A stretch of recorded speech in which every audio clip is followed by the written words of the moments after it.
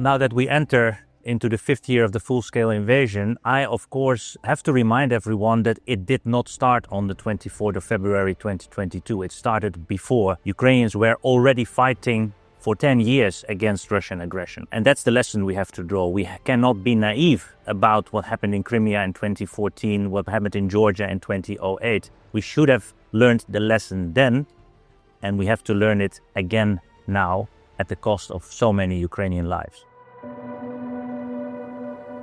What gives me energy is what I see in Ukraine, the brave Ukrainians defending themselves, even while we did too little, too late. Because, yes, of course, the European Union has done unprecedented things.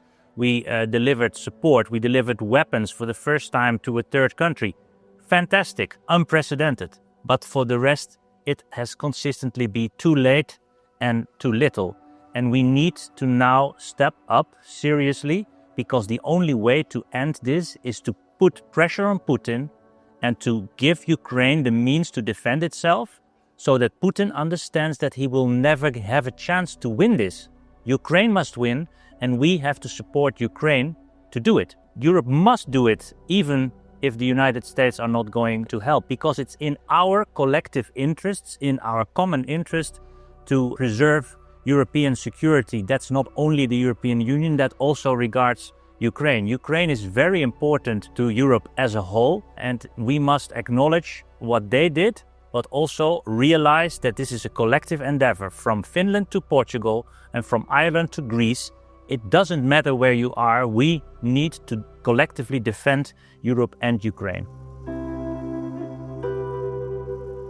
Well, the so-called peace talks as they are being held now are merely theater. Putin is only keeping them going because he knows it plays in his advantage. He doesn't show any sign that he really wants to negotiate seriously about a fair and lasting peace, because at the same time that talks are going on, he attacks hospitals, schools, civil infrastructure. US-led endeavor will not lead to a sustainable, fair peace. The only way that we can turn it into a fair and sustainable peace is when Europe steps up and convinces also the United States to raise the pressure and to deliver the weapons. We need to take the lead in this because it's about Europe. Europe is here, needs to lead in this effort. I woke up because I was cold at 7. I was in Spain on holiday, and I was immediately awake, and I cannot say I was 100% surprised because many of us saw it coming, but still there was the shock, of course, that it actually happened. But I remember that weeks before, also here in the European Parliament, we were speaking about the massive troops being assembled at Ukraine's border and the worrying signals there. But we have not picked up the signals in time, and we should have known better, because there has been 2014 in Crimea and there has been Georgia in 2008. We should have known better, but obviously this morning still came as a shock, and I will never forget that morning.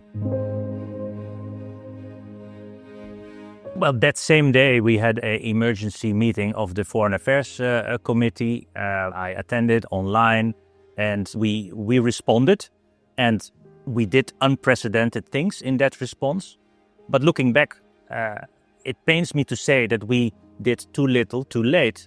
It was the European Parliament that started calling for the tanks. It took more than a year before the member states decided. It was the European Parliament that early in 2022 started to call for delivering jets, fighter jets. And it took more than 2 years. It was the European Parliament that started to I called for long-range missiles.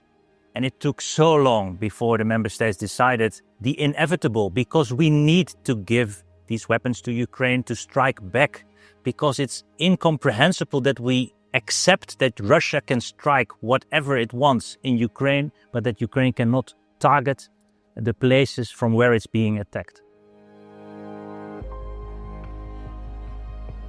It became personal to me. I remember speaking on an occasion in Amsterdam with Ukrainians in the Netherlands on the Central Square in Amsterdam. And I also used the phrase Slava Ukraini. And it became personal to me because I think that we can only humbly take an example in the bravery of the Ukrainians, how they defend themselves and how dedicated they are about their democracy, about their freedom. And for that reason, it's also part of my identity now.